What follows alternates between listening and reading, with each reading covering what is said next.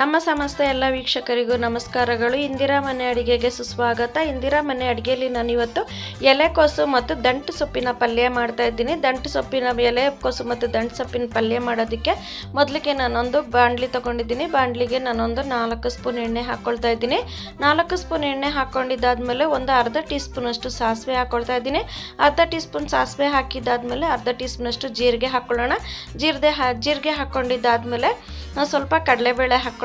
ಒಂದು ಸ್ಪೂನಷ್ಟು ಕಡಲೆಬೇಳೆ ಹಾಕ್ಕೊಳ್ಳೋಣ. ಜಾಸ್ತಿ ಕಡಲೆಬೇಳೆ ಹಾಕೋದು ಬೇಡ, ಪಲ್ಯಗಳಿಗೆ ಜಾಸ್ತಿ ಹಾಕ್ಬಿಟ್ರೆ ಬರೀ ಅದೇ ಸಿಗುತ್ತೆ ಬಾಯಿಗೆ, ಅದಕ್ಕೋಸ್ಕರ ಹಾಕ್ಕೊಳ್ಳೋಣ. ಹಾಕ್ಕೊಂಡಿದ್ದಾದಮೇಲೆ ಒಂದು ದೊಡ್ಡ ಈರುಳ್ಳಿನ ನಾನು ಕಟ್ ಮಾಡಿ ಹಾಕ್ಕೊಂಡಿದ್ದೆ. ಒಂದು 4-5 ಹಸಿಮೆಣ್ಸಿನ್ಕಾಯಿ ಹಾಕ್ಕೊಂಡಿದ್ದೀನಿ. ಹಸಿಮೆಣ್ಸಿನ್ಕಾಯಿ ಹಾಕ್ಕೊಂಡಿದ್ದಾದ್ಮೇಲೆ ಸ್ವಲ್ಪ ಕರ್ಬೇವಿನ ಸೊಪ್ಪು ಹಾಕ್ಕೊಳ್ತೀನಿ. ಒಂದು ದೊಡ್ಡ ಈರುಳ್ಳಿನ ಮತ್ತು ಕರ್ಬೇವಿನ ಸೊಪ್ಪು ಹಾಕ್ಕೊಳ್ತಾ ಇದ್ದೀನಿ. ಈರುಳ್ಳಿನ ಸಣ್ಣಗೆ ಉದ್ದಕ್ಕೆ ಹೆಚ್ಕೊಂಡಿದ್ದೀನಿ. ಉದ್ದಕ್ಕೆ ಹೆಚ್ಕೊಂಡಾಗ ನಮಗೆ ಪಲ್ಯಕ್ಕೆ ಚೆನ್ನಾಗಿರುತ್ತೆ. ಹಂಗಾಗಿ ಸ್ವಲ್ಪ ನಮಗೆ ಪೂರ್ತಿ ಬಣ್ಣ ಚೇಂಜ್ ಆಗೋವರೆಗೂ ಬೇಡ, ಸ್ವಲ್ಪ ಟ್ರಾನ್ಸ್ಪರೆಂಟ್ ಆಗೋವರೆಗೂ ನಾವು ಹುರ್ಕೊಂಡು ಇವಾಗ ಫಸ್ಟ್ ಈ ಎಲೆಕೋಸನ್ನ ಹಾಕ್ಕೊಳ್ತಾ ಇದ್ದೀನಿ. ಸೊಪ್ಪು ಎಲೆಕೋಸು ಎರಡು ಹಾಕ್ಬಿಟ್ರೆ ಎರಡರಲ್ಲಿರೋ ನೀರು ಸೇರಿ ಸೊಪ್ಪು ತುಂಬ ಮೆತ್ತಗಾಗೋಗ್ಬಿಡುತ್ತೆ. ಅದಕ್ಕೋಸ್ಕರ ನೋಡಿ ಎಲೆಕೋಸನ್ನ ಹಾಕ್ಕೊಂಡು ಒಂದು 5 ನಿಮಿಷ ನಾವು ಚೆನ್ನಾಗಿ ಫ್ರೈ ಮಾಡಬೇಕಾಗುತ್ತೆ. ಆ ಎಲೆಕೋಸನ್ನ ಒಂದು ಅರ್ಧ ಭಾಗ ನಾವು ಬೇಯಿಸ್ಕೋಬೇಕಾಗುತ್ತೆ. ನೋಡಿ ಇವಾಗ ಒಂದು ಲಿಡ್ ಕ್ಲೋಸ್ ಮಾಡಿ ನಾನು ಎಲೆಕೋಸನ್ನ ಬೇಯಿಸ್ಕೊಳ್ತಾ ಇದ್ದೀನಿ. ಬರೀ ನೀರೇನು ಹಾಕೋಂಗಿಲ್ಲ, ಬರೀ ಹಬೆನಲ್ಲೇ ನಾವು ಬೇಯಿಸ್ಕೋಬೇಕಾಗುತ್ತೆ. ಇವಾಗ ನೋಡಿ ಅರ್ಧ ಭಾಗ ಬೆಂದಿದೆ. ಅರ್ಧ ಭಾಗ ಬೆಂದಿದ್ದಾದ್ಮೇಲೆ ನೋಡಿ ಸ್ವಲ್ಪ ತಿರುಗಿಸ್ಕೊಳ್ಳೋಣ. ಅಡಿ ಹಿಡಿದೇ ಇರೋ ಥರ ನಾವು ತಿರುಗಿಸ್ಕೋಬೇಕಾಗುತ್ತೆ. ನಾವು ಮೀಡಿಯಮ್ ಫ್ಲೇಮಲ್ಲಿ ಇಟ್ಕೊಂಡು ನಾವು ಎಲೆಕೋಸನ್ನ ಬೇಯಿಸ್ಕೋಬೇಕಾಗುತ್ತೆ. ನೋಡಿ ಇವಾಗ ಎಲೆಕೋಸು ಬೆಂದಿದೆ.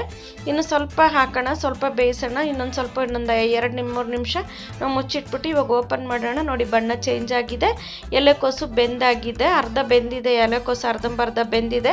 ಇವಾಗ ನಾವು ದಂಟು ಸೊಪ್ಪನ್ನ ಹಾಕ್ಕೊಳ್ಳೋಣ. ದಂಟು ಸೊಪ್ಪು 2 ದೊಡ್ಡ ಕಟ್ಟಿತ್ತು, ಅದರಲ್ಲಿ ಒಂದು ಅರ್ಧ ಬರೀ ಸೊಪ್ಪಿನ ಪಲ್ಯ ಮಾಡಿದ್ದೆ, ಇನ್ನೂ ಸ್ವಲ್ಪ ಇತ್ತು. ಅದಕ್ಕೋಸ್ಕರ ವೇಸ್ಟ್ ಆಗೋದು ಬೇಡ ಅಂತೇಳಿ ಎಲೆಕೋಸು ಮತ್ತು ಸೊಪ್ಪು ಎರಡನ್ನೂ ಹಾಕ್ಬಿಟ್ಟು ಪಲ್ಯ ಮಾಡ್ತಾ ಇದ್ದೀನಿ. ಇವಾಗ ಎಲೆಕೋಸು ಮತ್ತು ಸೊಪ್ಪು ಎರಡನ್ನೂ ಹಬೆ ಇಟ್ಟು ಸ್ವಲ್ಪ ಒಂದು 5 ನಿಮಿಷ ಇಟ್ಟು ಬೇಯಿಸ್ಕೊಳ್ಳೋಣ. ನೋಡಿ ಸೊಪ್ಪೆಲ್ಲ ಮೆತ್ತಗಾಗಿದೆ, ಬೆಂದಿದೆ. ದಂಟು ಸ್ವಲ್ಪ ಇರುತ್ತಲ್ಲ, ಹಂಗಾಗಿ ನಾವು ಸ್ವಲ್ಪ ಚೆನ್ನಾಗಿ ಬೇಯಿಸ್ಕೋಬೇಕಾಗುತ್ತೆ. ಎರಡನ್ನೂ ಚೆನ್ನಾಗಿ ಮಿಕ್ಸ್ ಮಾಡೋಣ. ಎರಡನ್ನೂ ಚೆನ್ನಾಗಿ ಮಿಕ್ಸ್ ಮಾಡಿಕೊಂಡು ನಾವು ಸ್ವಲ್ಪ ಬೇಯಿಸ್ಕೋಬೇಕಾಗುತ್ತೆ. ನೋಡಿ ಇವಾಗ ನೀರಿಲ್ಲದೆ ಇರೋದ್ರಿಂದ ನಾವು ಹಬೆನಲ್ಲೇ ಚೆನ್ನಾಗಿ ಬೇಯಿಸ್ಬೇಕಾಗುತ್ತೆ. ಟೇಸ್ಟ್ ಇರುತ್ತೆ. ಅದರಲ್ಲಿರೋ ಸಾರಾಂಶ ಎಲ್ಲ ನೀರಲ್ಲಿ ಬೇಯಿಸಿದ್ರೆ ಹೊರಟೋಗ್ಬಿಡ್ತಿತ್ತು, ಏನೂ ಆಗೋದಿಲ್ಲ. ಇವಾಗ ನೋಡಿ ಅದಕ್ಕೆ ನಾವು ರುಚಿಗೆ ತಕ್ಕಷ್ಟು ಉಪ್ಪು ಹಾಕ್ಕೊಳ್ಳೋಣ.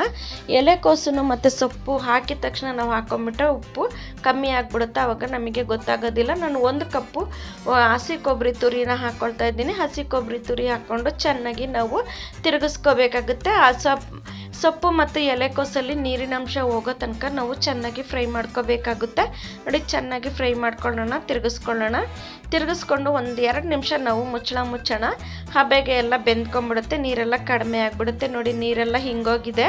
ಸೊಪ್ಪಿನ ಪಲ್ಯ ರೆಡಿಯಾಗಿದೆ. ನೀವು ಮನೇಲಿ ಮಾಡಿ ನೋಡಿ ಹೇಗೆ ಅನ್ನಿಸ್ತು ಅಂತೇಳಿ ಕಮೆಂಟ್ ಮಾಡಿ ತಿಳಿಸಿ. ನಮ್ಗೆ ಯಾರಾದರೂ ಫಸ್ಟ್ ಟೈಮ್ ವಿಡಿಯೋ ನೋಡ್ತಿದ್ರೆ ದಯವಿಟ್ಟು ಸಬ್ಸ್ಕ್ರೈಬ್ ಮಾಡಿ, ಬೆಲ್ ಬಟನ್ ಒತ್ತಿ. ನಿಮಗೆ ವಿಡಿಯೋ ಇಷ್ಟ ಆಗಿದ್ದರೆ ಲೈಕ್ ಮಾಡಿ. ಧನ್ಯವಾದಗಳು.